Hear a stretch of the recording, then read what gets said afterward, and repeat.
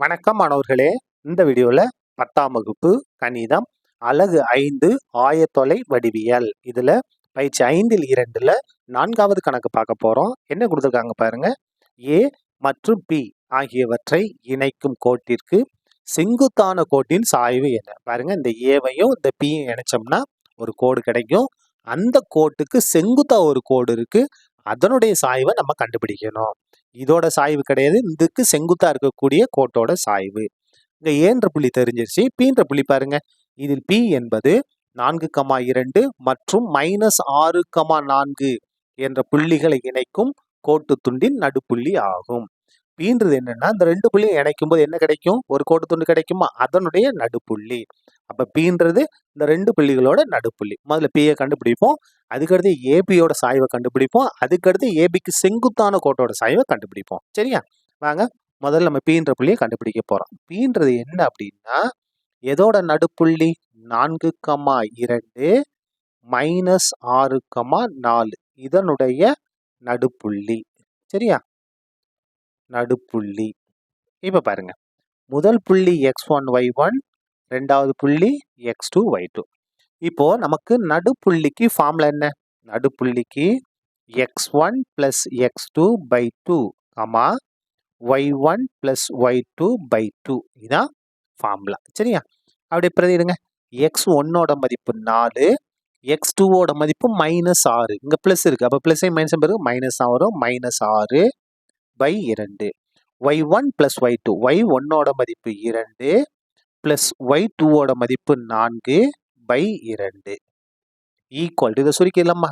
4 -6 வேற வேற குறி, அப்ப கழிப்போம். 6ல 4 கழிச்சா 2, பெரிய நம்பருக்கு மைனஸ் இருக்கு, -2/2. 2 4 கூட்டினா 6/2 அப்படியே வந்துடும்.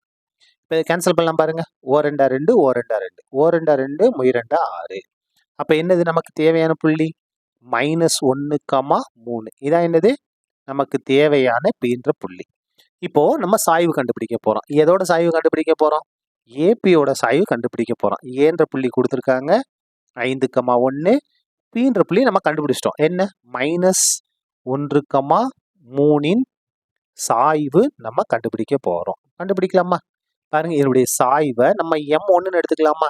M1 ரெண்டு புள்ளிகள் கொடுத்திருந்தாங்கன்னா நமக்கு சாய்வு கண்டுபிடிக்க ஃபார்முலா y2 - y1/x2 - x1. இந்த முதல் புள்ளி தான் x1 y1, ரெண்டாவது புள்ளி x2 y2. சரியா? அப்படிங்க பிரதிடுங்க. ஈக்குவல் டு y2 - y1, y2ஓட மதிப்பு 3, ஃபார்முலா மைனஸ் y1ஓட மதிப்பு எத்தனை?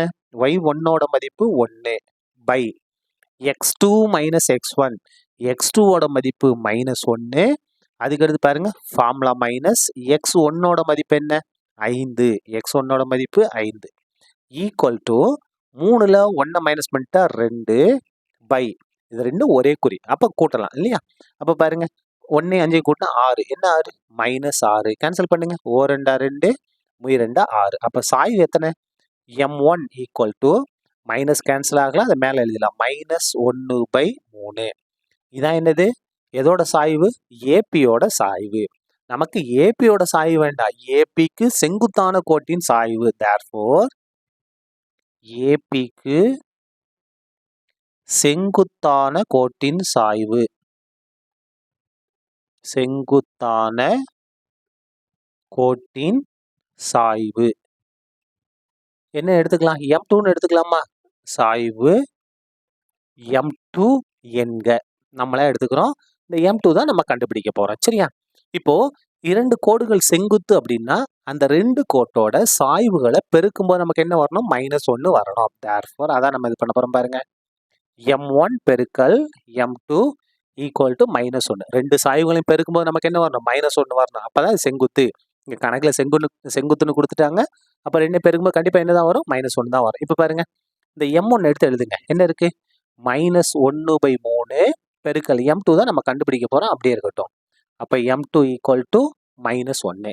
இப்ப பாருங்க, இந்த மைனஸும் இந்த மைனஸும் கேன்சல் ஆயிரும். எல்லாம் பெருக்கல்ல தானே இருக்கு, அப்ப கேன்சல் ஆயிரும்.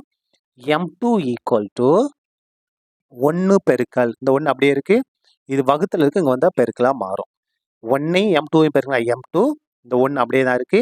இந்த 3 வகுத்தல் அடிச்சு இங்க வந்தா பெருக்கலா மாறிடுச்சு. அப்ப M2 ஈக்குவல் டு என்ன? 3. அப்போ ஏபிக்கு செங்குத்தான கோட்டின் சாய்வு என்ன?